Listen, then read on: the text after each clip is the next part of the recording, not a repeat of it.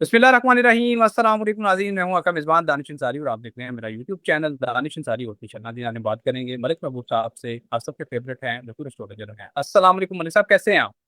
वालेकुम अस्सलाम। अल्लाह का करम है। आप बताएं क्या हाल चाल है, कैसे हैं दानिश साहब? अल्हम्दुलिल्लाह मलिक साहब, मैं भी ठीक हूँ। मलिक साहब, मेरे हालात तो अल्हम्दुलिल्लाह बहुत बेहतर हैं, लेकिन जो ईरान और अमेरिका के दरमियान जो हालात चल रहे हैं, सिचुएशन चल रही है, वो तो मजीद खराब हो गई है। आज स्विट्जरलैंड में पाकिस्तान और कतर की सालसी में अमेरिका ईरान बातचीत का आगाज बाकायदा हुआ, लेकिन वॉकआउट कर दिया गया। ईरान का जो ग्रुप आया था वहां पर, उसने वॉकआउट किया। वॉकआउट क्यों किया? क्योंकि डोनाल्ड ट्रंप की तरफ से थ्रेट किया गया दोबारा ईरान को कि अगर उन्होंने लिबनान में अपनी प्रॉक्सीज को लगाम ना डाला तो हम पहले से ज्यादा शिद्दत से ईरान पे हमला करेंगे।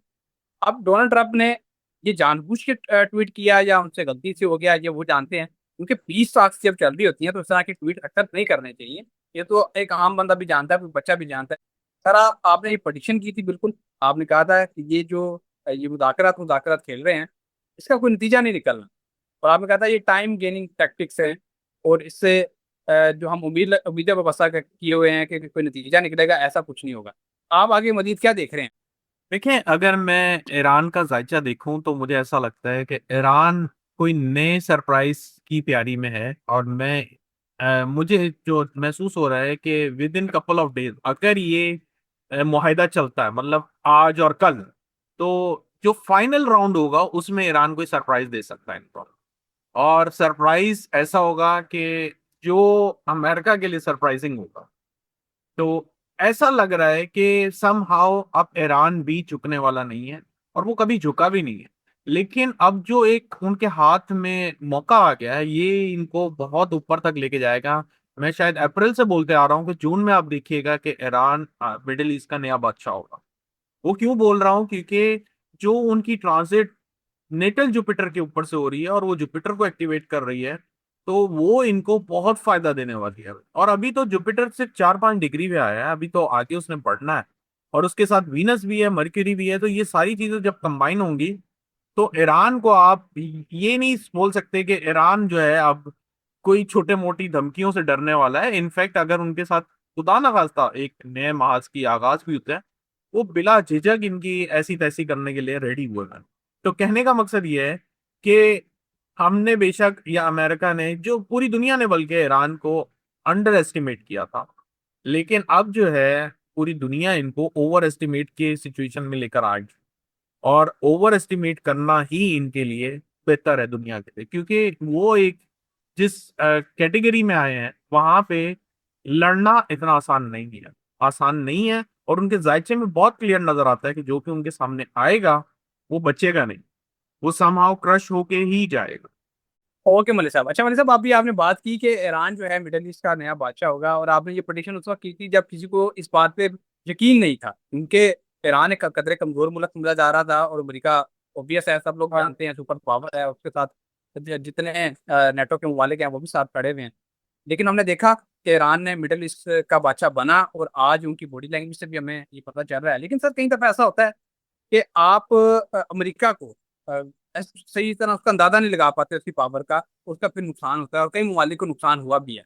अभी आपने कहा ईरान सरप्राइज दे सकता है, क्या ईरान को भी खुदा ना खासा कोई सरप्राइज मिल सकता है नेटो ममालिक की तरफ से या अमेरिका की तरफ से आने वाले दिनों में? दानिश साहब, डेफिनेटली अमेरिका को हम अंडर एस्टिमेट नहीं कर सकते और ना ही करना चाहिए। लेकिन जो लोगों का एक परसेप्शन है या था, उसके हिसाब से मुझे ऐसा लगता है ईरान ने आउट परफॉर्म करके दिखाया, और आने वाले दिनों में भी ऐसे ही करेगा ईरान। तो ईरान के साथ जो है ना, इस वक्त किस्मत साथ है इनके, और वो साथ भी देगी। मेरा कहने का मकसद ये है, तो आप ईरान को हल्का ना समझे, सीधी सी बात है।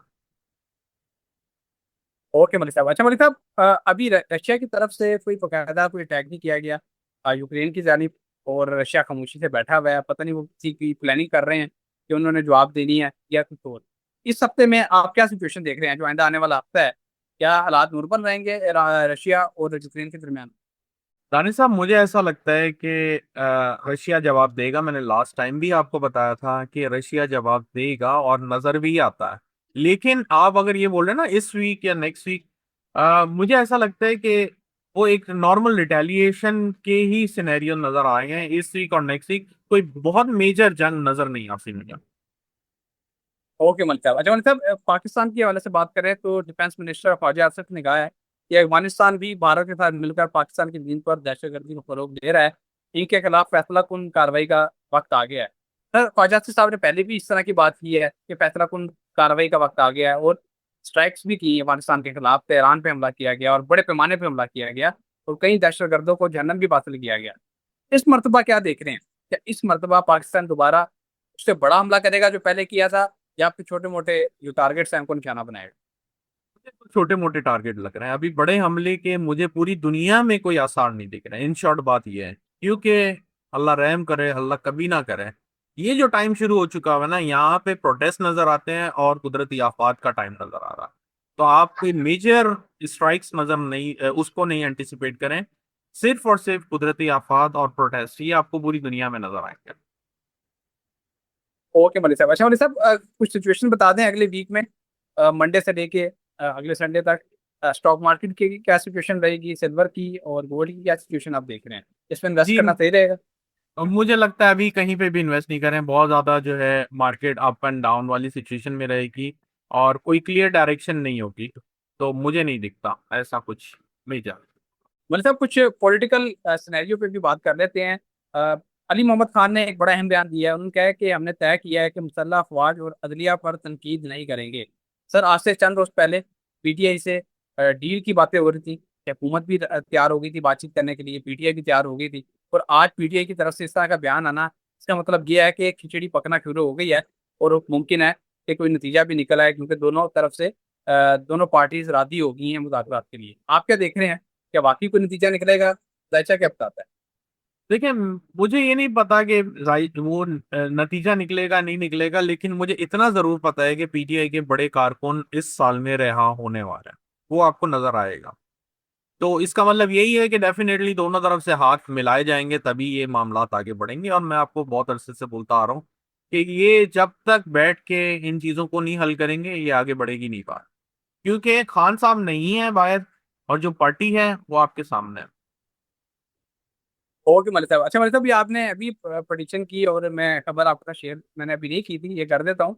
खबर यह है कि शाह महमूद कुरैशी को 9 मई केस में बरी कर दिया गया है, जबकि यास्मीन राशिद, महमूद रशीद, उमर चीमा और एजाज चौधरी को 10-10 साल कैद की सजा सुनाई गई है। अब पीटीआई में जो सबसे बड़े लीडर हैं इमरान खान साहब के बाद, वो शाह महमूद कुरैशी ही हैं, और उनको वाकई बरी कर दिया गया। आपकी प्रेडिक्शन भी दुरुस्त हुई है। लेकिन जो बाकी लोग हैं जिनको इतनी इतनी तवील सजाएं सुनाई गई हैं, क्या इनको भी रिलीफ मिलने जा रहा है? डेफिनेटली मैंने आपको बताया है कि पीटीआई के जो कारकुन बैठे हुए हैं उनको रिलीफ मिलेगा। 10 साल हो 20 साल हो ये इतना मैटर नहीं करता, और ये आप मेरे से ज्यादा बेहतर जानते हैं। ओके मनी साहब, बहुत शुक्रिया, आपने अपने कीमती वक्त में से कुछ वक्त निकाला और इतनी जबरदस्त प्रोडिक्शंस मालूमात हमारे साथ शेयर की। इंशाल्लाह नेक्स्ट प्रोग्राम में ऐसे दिलचस्प टॉपिक के साथ दोबारा पेश होंगे। अगली वीडियो तक के लिए मुझे और मलिक महबूब साहब को इजाजत दीजिए। अल्लाह हाफिज़।